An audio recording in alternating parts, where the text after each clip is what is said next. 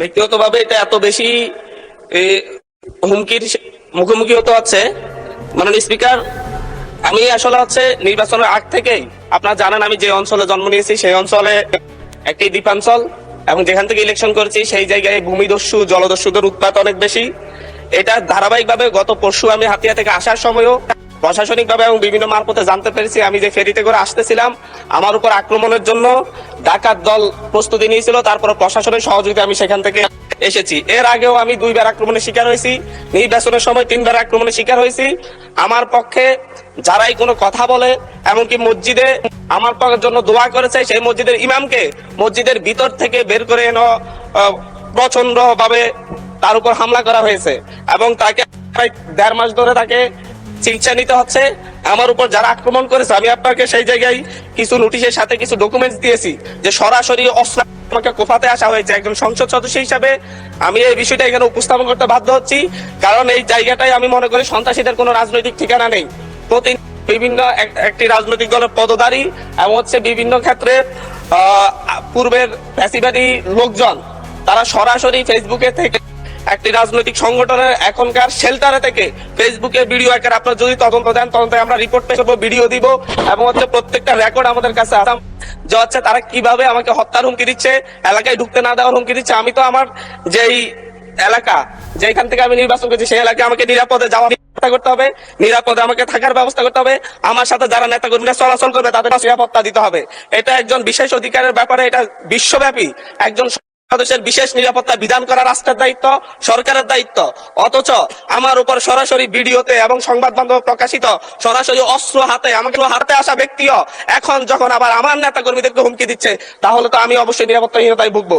এই ব্যাপারটা অবশ্যই গ্রহণ করে আমি মনে করি একটা তদন্তে পাঠানো দরকার, তদন্ত হতে পারে, এবং কারা এই ব্যাপারে আমাদেরকে, আমি সহ আমার নেতা কর্মীদেরকে কিভাবে হত্যার হুমকি দিয়ে এবং এখন এলাকায় থাকে সরাসরি আক্রমণ করে, এমনকি আমার উপর আমার নিরাপত্তা যাওয়া পুলিশের উপর আক্রমণ হয়েছে। নট এ সিঙ্গেল আসামি অ্যারেস্ট হয়েছে। ভোটের দিনে আমার উপর আমার গাড়ি বড় হামলা করে, আমার গাড়িতে 6টা কুকুর দাগ এখনো আছে, এখনো তারা এলাকায় ঘুরে বেড়াচ্ছে। টিভির সাংবাদিককে কুপিয়েছে, এখনো এলাকায় ঘুরে বেড়াচ্ছে। এই প্রত্যেকটা আসামির ক্ষেত্রে দেখা যাচ্ছে তৎকালীন ইউনিয়ন বিএনপির সভাপতিকে হত্যা করেছে, বিএনপি সদস্যকে হত্যা করেছে।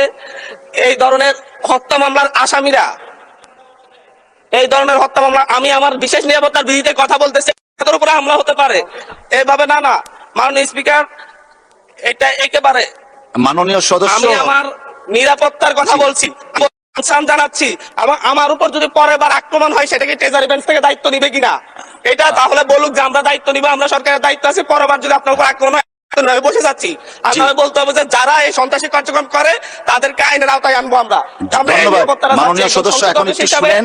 এটা আমার বলতে পারেন, কারণ আমি মামলা দিয়ে জিডি করে এখন পর্যন্ত মাননীয় সদস্য পাচ্ছি না, যার কারণে সংসদে বলতে হচ্ছে। একটু শুনুন দয়া করে, আপনার নোটিশটা এবং আপনি বসেন দয়া করে, অসুবিধা নেই। আপনার নোটিশটা পেয়েছি, যথাযথ নিয়মে নোটিশটা আমরা ডিসপোজড অফ করেছি।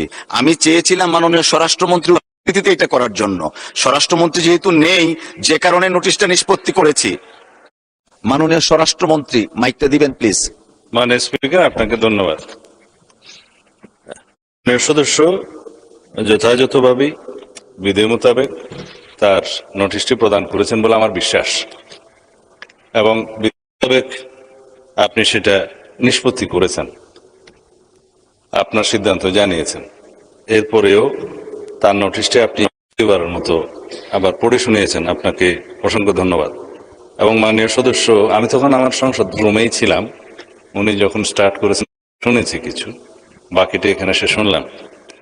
এটা অত্যন্ত দুঃখজনক যদি ঘটনাটা সত্য হয়ে থাকে।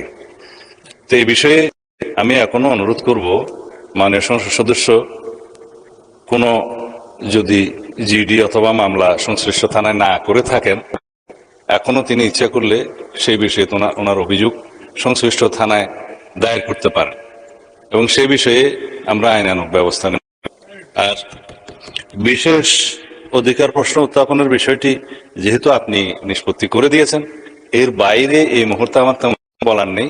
তবে আমি আশ্বস্ত করতে চাই, শুধু মাননীয় সংসদ সদস্য যিনি উত্থাপন করেছেন তার বিষয়ে নয়, যে কোনো মাননীয় সংসদ সদস্য এই হাউজের যদি সেরকম কোনো পরিস্থিতির শিকার হন, তাহলে যেন বিষয়টি স্বরাষ্ট্র মন্ত্রণালয়ের নজরে তাৎক্ষণিকভাবে আনেন, অথবা নিকটস্থ থানায় সেই বিষয়ে অভিযোগ দাখিল করেন।